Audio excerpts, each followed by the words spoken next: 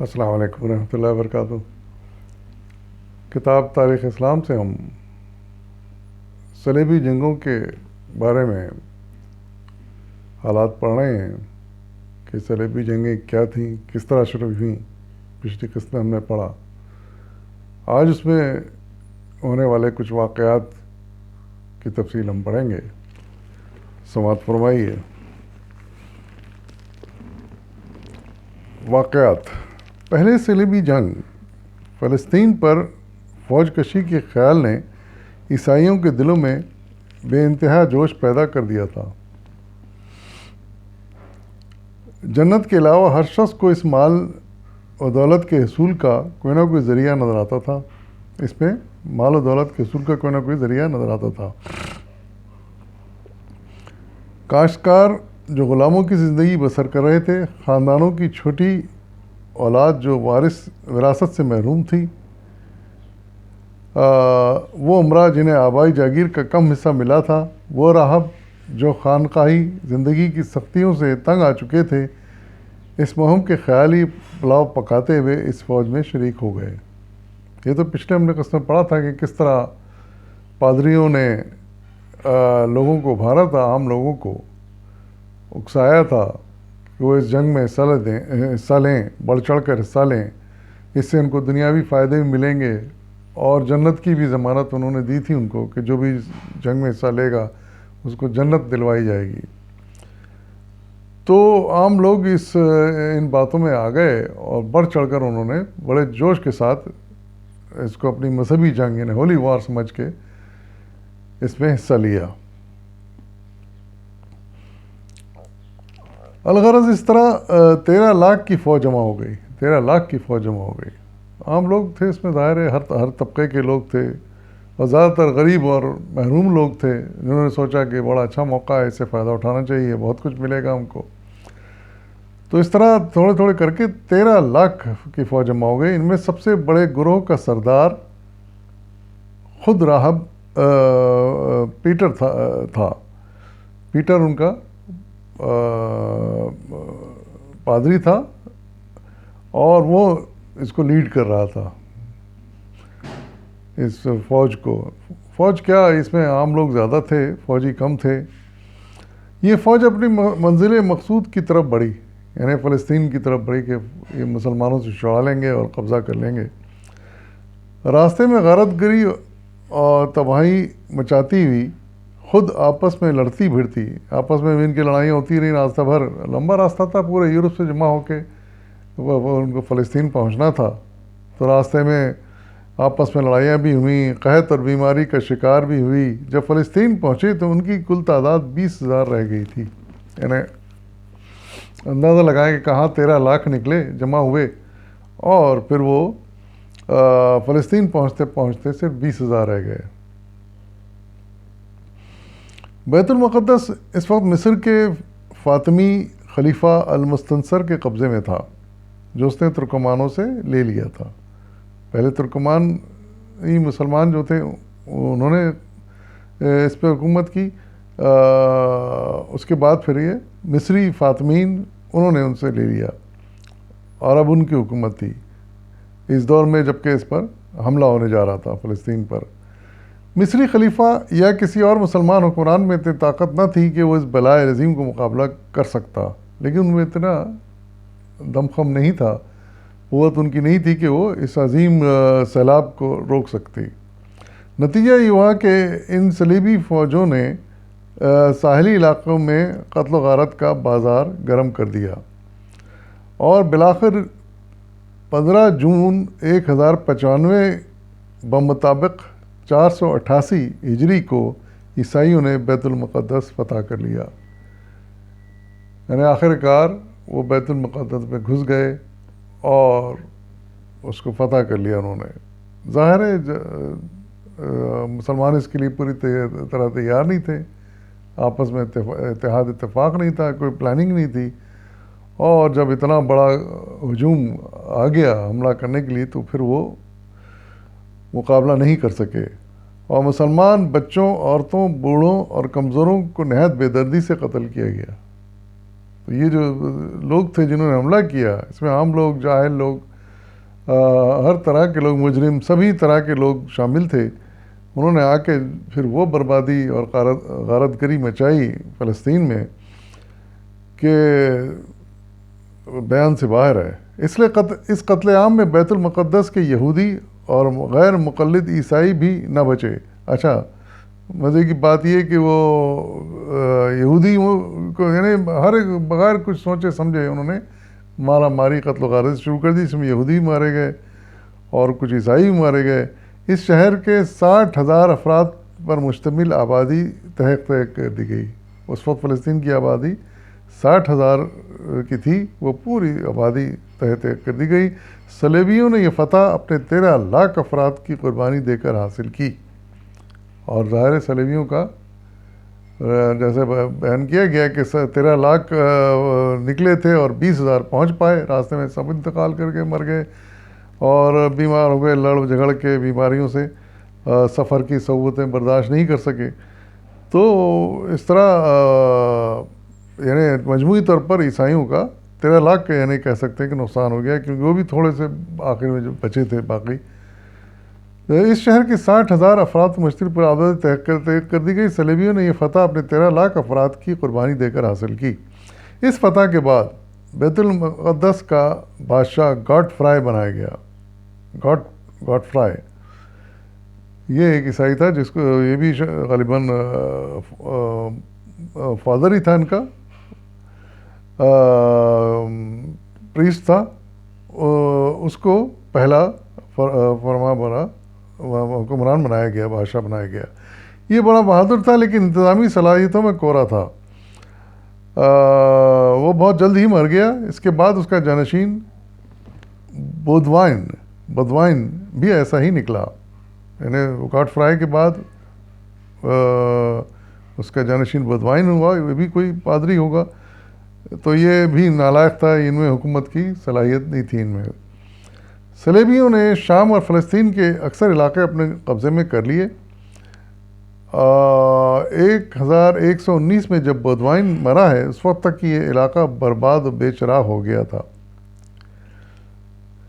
تو شام کا بھی کچھ علاقہ انہوں نے قبضہ کر لیا اور فلسطین تو قبضہ کیا ہی تھا انہوں نے، لیکن تباہی بربادی کی وجہ سے یہ بے رونق ہو کے رہ گئے تھے یہ علاقے. یورپ کا جاگیردارانہ نظام یہاں بھی رائج کر دیا گیا اور یہ جاگیردار آپس میں لڑتے اور ملک کو تباہ برباد کرتے تھے. دوسری صلیبی جنگ. پہلی صلیبی جنگ کے ہلاکیوں اور تباہ کاریوں نے مسلمان حکمرانوں کے لیے یہ موقع پیدا کر دیا تھا کہ وہ اپنے اختلافات کو ختم کریں. خلفائے بغداد نے اس سلسلے میں کوششیں بھی کیں مگر زیادہ کامیاب نہ ہو سکیں. اب اس کے بعد پہلی جنگ کے بعد اب ان کو ہوش آیا، مسلمانوں کو، انہوں نے کوشش شروع کر دی کہ آپس میں اتفاق و اتحاد پیدا کریں اور مل کر پھر ان کا مقابلہ کریں. تو اس موقع پر آخرکار قدرت نے عالم اسلام کو مزید تباہی سے بچانے کے لیے نور الدین زنگی کی صورت میں سامان پیدا کیا. نور الدین زنگی عماد الدین زنگی کا بیٹا تھا. باپ کی وفات کے بعد حلب کا علاقہ اس کے حصے میں آیا. اس نے قوت مجتمع کر کے فرنگیوں کا مقابلہ کرنا شروع کر دیا اور ان کے کئی قلعوں پر قبضہ کر لیا. نور الدین زنگی ایک مجاہد مسلمانوں میں پیدا ہوا. اس نے بڑی ہمت کے ساتھ ان کا پھر مقابلہ شروع کیا اور ان کے کئی قلعوں پر قبضہ کر لیا، یعنی مسیحیوں کے، کرسچنز کے. اس طرح مسلمانوں میں حوصلہ پیدا ہوا اور اپنے چھینے ہوئے علاقے واپس لینے لگے. اب مسلمانوں میں حوصلہ پیدا ہوا تو وہ جو چھن گئے تھے پہلی جنگ میں، صلیبی جنگ میں، وہ واپس لینے لگے، واپس حاصل کرنے لگے. شام میں مسلمانوں کی ان کامیابیوں اور خصوصاً ایڈیسا کی فتح نے فلسطین کے عیسائیوں کو اس قدر حیبت زدہ کر دیا کہ انہوں نے گھبرا کر یورپ سے مدد طلب کی. ان کی مدد کے لیے سینٹ برنارڈ نے مذہبی جوش دلایا اور 1147 میں جرمنی کا بادشاہ کو کونراڈ سوم، جرمنی کا بادشاہ کونراڈ سوم اور فرانس کا بادشاہ لوئی ہفتم فوج لے کر اپنے مذہبی بھائیوں کی مدد کے لیے بڑھے، تو پھر ان کرسچنس کی مدد کے لیے پھر جرمنی اور فرانس والے آگے آئے، انہوں نے بھی ان کی مدد شروع کی۔ ان کی فوج میں 9 لاکھ سپاہی تھے، لیکن یہ فوج بھی ہر قسم کی اخلاقی حدود سے آزاد تھی، جنسی آوارگی کا دور دورہ تھا۔ اس فوج کو بھی نور الدین زنگی اور سلجوقیوں کے ہاتھوں مختلف مقامات پر شکستیں کھانی پڑیں، اور اس طرح اس فوج کا اکثر حصہ تباہ برباد ہو گیا۔ تو یہ جو دوسری جنگ ہوئی، تو اس میں 9 لاکھ کے قریب مسیحی شریک ہوئے، جس میں جرمن سے بھی آئی ہوئی فوجیں تھیں اور فرانس سے بھی آئی ہوئی فوجیں تھیں، لیکن نور الدین زنگی ایک ایسا مجاہد اور جانباز کمانڈر مل گیا مسلمانوں کو، جس نے پھر بڑی بہادری سے ان کا مقابلہ کیا اور ان کو شکستیں دیں، شکست پر شکست دی ان کو، اور ان کی مسیحیوں کی فوج کا، کرسچن کی فوج کا اکثر حصہ اس نے تباہ و برباد کر دیا۔ اس کے بعد ہم پڑھیں گے صلاح الدین ایوبی اور بیت المقدس کی فتح۔ عیسائیوں کو بیت المقدس سے پوری طرح خارج کرنے کا فخر سلطان صلاح الدین ایوبی کو ہے، جو نور الدین زنگی کا نائب اور حاکم میں مصر تھا، اور 1174 عیسوی میں اس کی وفات پر اس کا جانشین بنا۔ اس نے پہلے مصر، عرب اور عراق و عجم کو اپنے قبضے میں کیا، اس کے بعد یروشلم کی طرف متوجہ ہوا۔ سلطان نے لڑائی شروع کرنے سے پہلے صلیبیوں کے سامنے بہت اچھی شرطیں رکھیں، لیکن انہوں نے ایک نہ مانی۔ آخر سلطان نے بیت المقدس کا محاصرہ کر لیا۔ چند دنوں میں محصورین نے رحم کی درخواست کی۔ سلطان نے عیسائیوں کو شہری حقوق دے کر انہیں اپنے سلطنت میں رہنے کی اجازت دی، اور صلیبی سپاہیوں کو حکم دیا کہ 40 دن کے اندر اپنے بال بچوں سمیت بیت المقدس سے نکل کر طرابلس کو چلے جائیں، یعنی لیبیا۔ اس نے جنگی سپاہیوں پر معمولی زر فدیہ عائد کیا، لیکن 10,000 صلیبی سپاہیوں اور ان کے بال بچوں کا فدیہ خود اپنے جیب سے ادا کر کے انہیں جانے کی اجازت دے دی، اور ہزاروں کا فدیہ معاف بھی کر دیا۔ اس فتح میں نہ قتل عام ہوا اور نہ ہی لوٹ مار، بلکہ دشمنوں کے ساتھ ہمدردی کا سلوک کیا گیا۔ اس طرح 588 ہجری بمطابق 1192 عیسوی کو 88 برس کے بعد بیت المقدس دوبارہ مسلمانوں کے قبضے میں آ گیا۔ اس کے بعد 7 صدیوں سے زیادہ باوجود متواتر حملوں اور لشکر کشیوں کے، یہ مقدس شہر موجودہ اسرائیل حکومت قائم ہونے تک پیروان اسلام کے ہاتھوں میں رہا۔ یعنی وہ 2 جنگیں ہو گئی، اب تیسری جو جنگ تھی یہ صلاح الدین ایوبی کے ساتھ ہوئی۔ سلطان صلاح الدین ایوبی بھی ایک بہت بڑا مجاہد پیدا ہوا ہے اسلام میں، مسلمانوں میں، اور انہوں نے کمانڈ کیا، اور یہ نور الدین زنگی جو تھے اوپر جن کا ذکر آیا ہے، ان کے نائب اور حاکم مصر تھے یہ سلطان صلاح الدین ایوبی، اور انہوں نے پہلے مصر، عرب اور عراق اور عجم کو اپنے قبضے میں کیا، اس کے بعد پھر فلسطین کی طرف متوجہ ہوئے۔ وہاں پر لڑنے سے پہلے انہوں نے شرطیں رکھی کہ بھئی یہ مان جاؤ تو جنگ نہیں ہوگی، لیکن وہ شرطیں عیسائیوں نے نہ مانی۔ پھر انہوں نے گھیراؤ کر لیا، اور گھیراؤ کافی عرصے تک جاری رہا۔ آخر کار وہ ہتھیار ڈالنے پر یہ مسیحی مجبور ہو گئے، اور انہوں نے رحم کی درخواست کی، جسے سلطان صلاح الدین ایوبی نے قبول کی اور معاف کر دیا۔ بہت سے عام شہریوں کو حقوق بھی دیے اپنے یہاں فلسطین میں رہنے کے، لیکن جو فوجی تھے ان کو اور ان کے خاندان والوں کو کہا کہ وہاں سے فلسطین سے نکل جائیں، اور ایک معمولی سا فدیہ ادا کریں اور نکل جائیں۔